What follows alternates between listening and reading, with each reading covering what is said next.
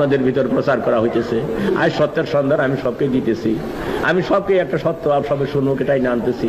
আপনারা দেশবাসী আজ না হোক কাল না হোক পরশু বুঝবে, কেননা আমার কথার ভিতরে কোনো ঝুট নাই, আমার কথার ভিতরে কোনো অসত্যতা নাই, আমার কথার ভিতরে কোনো কৃত্রিমতা নাই, আমার কথার ভিতরে কোনো আমিত্ববাদ নাই।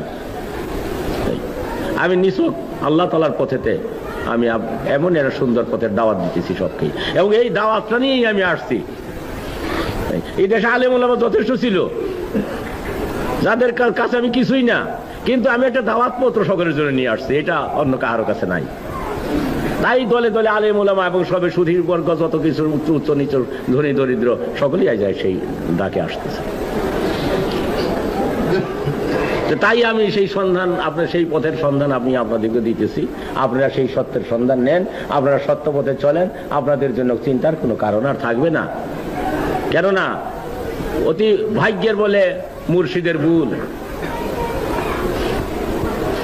অতি যার ভাগ্য ভালো বলে তারই কোনো মুর্শিদ তার সঙ্গে দেখা হয় বা পায়।